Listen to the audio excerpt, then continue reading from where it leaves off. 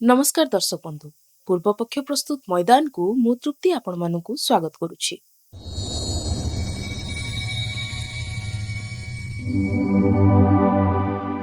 दर्शक बंधु टी20 क्रिकेट रे धुआंधार बैटिंग एवं आकाश छुआ छक्का मारिबार क्रेज आजिकली समग्र विश्व रे देखिबाकु मिलुछि। आउ एही छक्का वर्षा रे जदि कोनोसी भारतीय युव तारका विश्व रेकर्ड भांगिबाकु जाउछंती तेबे उत्साह द्विगुणित हेबा स्वाभाविक। जुलाई 23 रु आरंभ हेबाकु जाउछि भारत एवं जिम्बाब्वे मध्यरे 3 मैच विशिष्ट रोमांचकर टी20 सीरीज। ଏହି ସିରିଜରେ ସମଗ୍ର କ୍ରିକେଟ ଜଗତର ନଜର ରହିଛି ଭାରତର ଆକ୍ରମଣ ବ୍ୟାଟମ୍ୟାନ୍ ବୈଭବ ସୂର୍ଯ୍ୟବଂଶୀଙ୍କ ଉପରେ। ଗୋଟିଏ ପଟେ ଇଂଲଣ୍ଡ ଗସ୍ତରେ ନିରାଶଜନକ ପ୍ରଦର୍ଶନକୁ ଭୁଲି ନୂଆ ଆରମ୍ଭ କରିବାର ଲକ୍ଷ୍ୟ, ଆଉ ଅନ୍ୟପଟେ କ୍ରିକେଟ ଇତିହାସରେ ବିଶ୍ୱର ନମ୍ବର 1 ବ୍ୟାଟମ୍ୟାନ୍ ହେବାର ଏକ ସୁବର୍ଣ୍ଣ ସୁଯୋଗ। ମାତ୍ର 11ଟି ଛକା ଆଉ ତାପରେ ଗଢ଼ା ହେବ ଏକ ନୂଆ ଇତିହାସ, ଯାହା ଆଗରୁ କ୍ରିସ୍ ଗେଲ୍ କିମ୍ବା ସୂର୍ଯ୍ୟ କୁମାର ଯାଦବଙ୍କ ଭଳି ଦିଗ୍ଗଜ ବି କରିପାରି ନାହାନ୍ତି। ତେବେ କିପରି ବୈଭବ ସୂର୍ଯ୍ୟବଂଶୀ ଜିମ୍ବାବ୍वे ମାଟିରେ ବିଶ୍ୱ ରେକର୍ଡ କରିବେ? ଆସନ୍ତୁ ଜାଣିବା। ଏହା ପୂର୍ବରୁ ଯଦି ଆପଣମାନେ ଆମ ଚ୍ୟାନେଲ ମୈଦାନକୁ ସବସ୍କ୍ରାଇବ କରିନାହାନ୍ତି ତେବେ ଏବେ ହିଁ କରିନିଅନ୍ତୁ ଓ ଏହି ଭିଡିଓକୁ ଶେଷ ପର୍ଯ୍ୟନ୍ତ ନିଶ୍ଚୟ ଦେଖନ୍ତୁ। ଦର୍ଶକ ବନ୍ଧୁ ଟି20 କ୍ରିକେଟରେ ସବୁଠାରୁ କମ୍ ଇନିଂସରେ 150ଟି ଛକା ମାରିବାର କୀର୍ତ୍ତିମାନ ଏବେ ବୈଭବଙ୍କ ହାତ ପାହାନ୍ତାରେ। ବର୍ତ୍ତମାନ ପର୍ଯ୍ୟନ୍ତ ବୈଭବ ସୂର୍ଯ୍ୟବଂଶୀ ନିଜର ଟି20 କ୍ୟାରିୟରରେ ମୋଟ 37ଟି ଇନିଂସ ଖେଳି 139ଟି ଛକା ମାରିସାରିଛନ୍ତି। ଅର୍ଥାତ୍ 150 ଛକାର ମାଇଲ ଖୁଣ୍ଟ ଛୁଇଁବା ପାଇଁ ସେ ମାତ୍ର 11ଟି ଛକା ଦୂରରେ ଅଛନ୍ତି। ଯଦି ଜିମ୍ବାବ୍वे ବିପକ୍ଷରେ ଆଗାମୀ 3ଟି ଟି20 ମ୍ୟାଚରେ ବୈଭବ ଆଉ 11ଟି ଛକା ମାରିଦିଅନ୍ତି ତେବେ ସେ ବିଶ୍ୱ କ୍ରିକେଟରେ ସବୁଠାରୁ କମ୍ ଇନିଂସରେ 150ଟି ଟି20 ଛକା ପୂରଣ କରିବାର ବିଶ୍ୱ ରେକର୍ଡ ନିଜ ନାମରେ କରିନେବେ। ଆପଣ ଭାବୁଥିବେ ଏହି ରେକର୍ଡ ପୂର୍ବରୁ କାହା ନାମରେ ଥିଲା? ଆସନ୍ତୁ ଦେଖିବା ଏହି ତାଲିକାରେ ଅଛନ୍ତି କେଉଁ କ୍ରିକେଟ ମହାରଥୀ।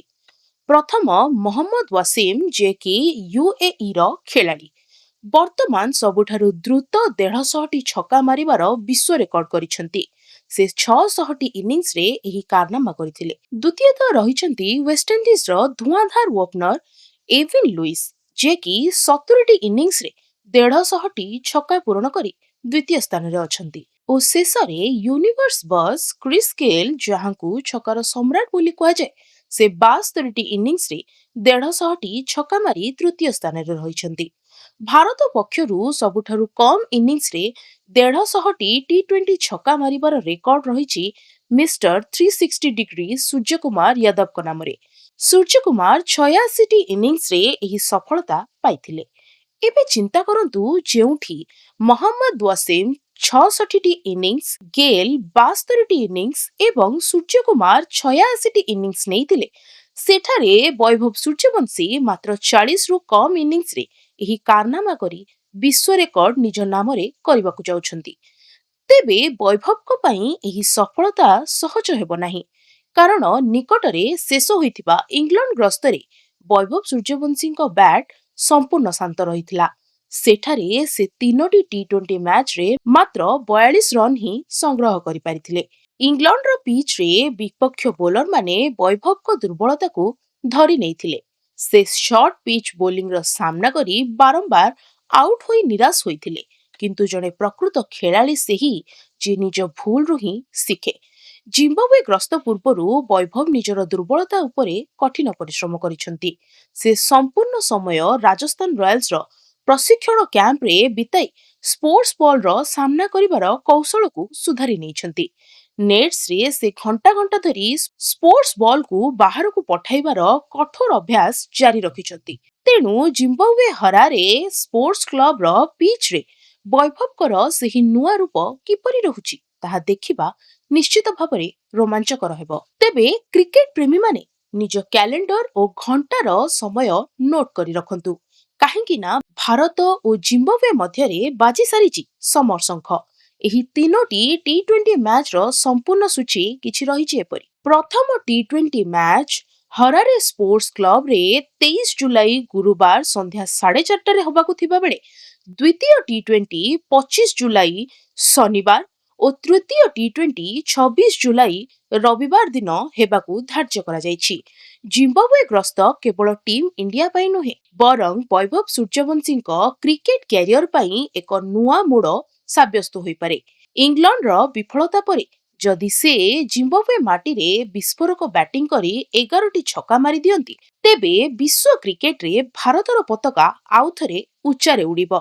साधारणतः युव खेलाड़ी मानक उपरे चाप थाए किंतु वैभव को भली प्रतिभाशाली बैट्समैन चाप को सुजोग रे बदलाइबार क्षमता रखिछंती।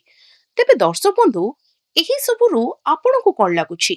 वैभव सूर्यवंशी कोन जिम्बाब्वे विपक्ष रे 3टी मैच रे 11टी छक्का मारी विश्व रेकर्ड करि परिबे? क्रिस गेल एवं सूर्य कुमार को पछरे पकाई से कोन नंबर 1 होई परिबे?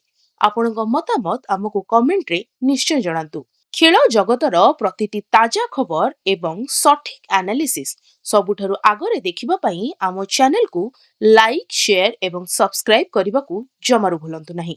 रहुछि नमस्कार। मन कहूछि किछि नुआ करिबा पई हेले पाखरे संबळ नाही तेबे व्यस्त हुंतु नाही। मधुलिका एंटरप्राइजेस एबे बुझिबो आपणक मन कथा। क्षुद्र शिल्प ठारु नै मध्यम शिल्प पई सुलभ मूल्य रे जोगाई देबो समस्त प्रकार मेसिन और रॉ मटेरियल जहाकु नै आपण सहज रे आरंभ करि परिबे नुआ एक व्यवसाय। अधिक जानिबा पई आज ही कॉल करंतु।